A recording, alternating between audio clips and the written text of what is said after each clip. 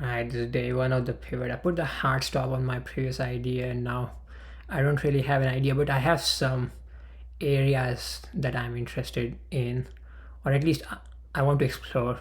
I don't really know if I'm interested in those because I know nothing about that, but definitely those are emerging areas. So number one is LLM security.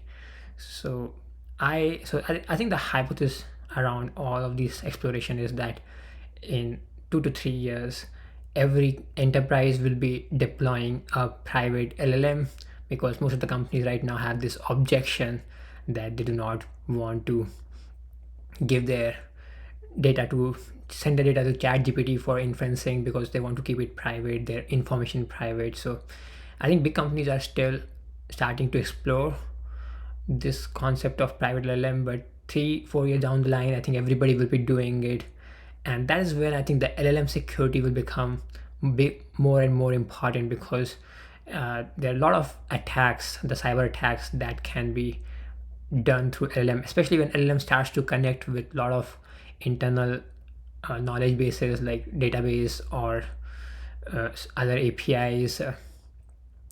So this is one area I think that is emerging and quite interesting. Another area I'm hearing about that is getting good improvements or good progress, and actually I think, and this is about multimodal generative AI. So for now, I think the ChatGPT was only able to generate the text at a time, or the image was generating image. But the next, next cycle will be about multimodal and videos, and there's a lot of work going on there.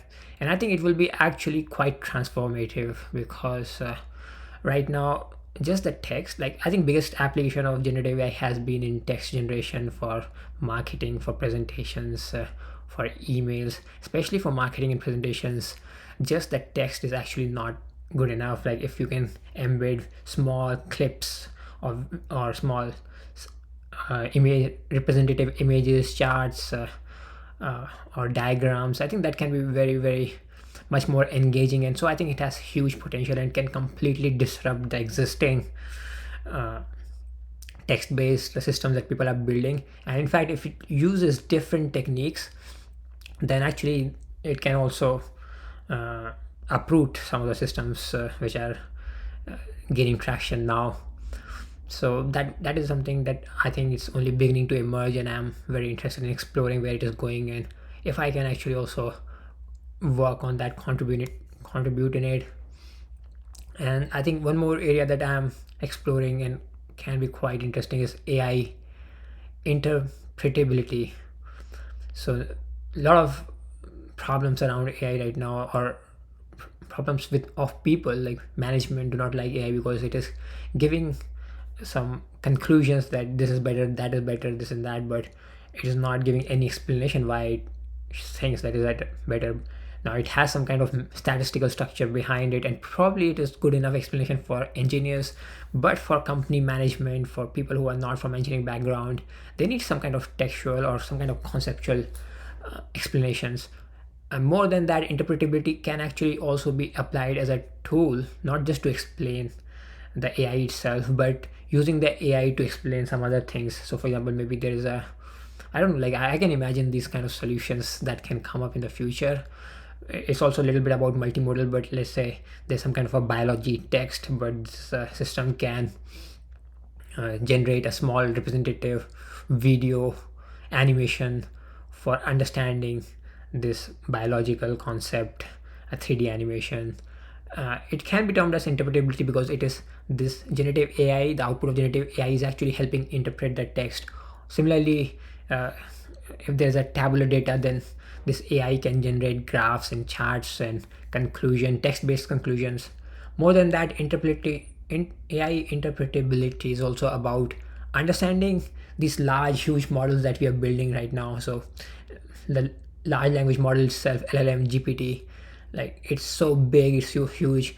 You put some input text and it gives the output text, but inside this LLM is still a black box. Like of course we have a architecture, but we do not know where a particular topic information is coded. if we can remove certain nodes, what will happen if we remove them?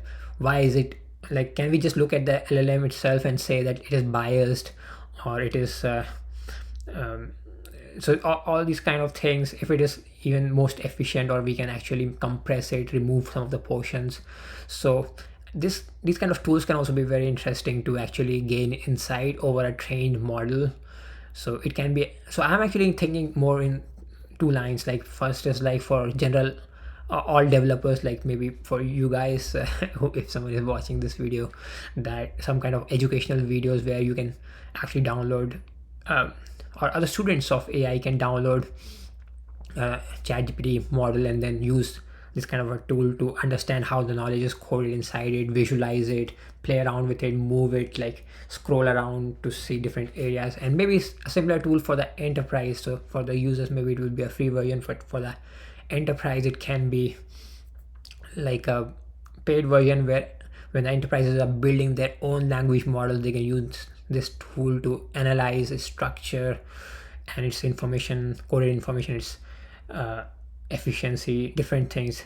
I don't know if these things are possible, or I mean, I'm pretty sure they will be possible, but if I can do that, probably that should be the better way to phrase it. But we'll never know until we start studying. So yeah, I have a lot of work cut out in front of me, and these are probably very difficult areas, so I don't really know how to attack all of them together to find the one good idea that I want to work on. But let's see.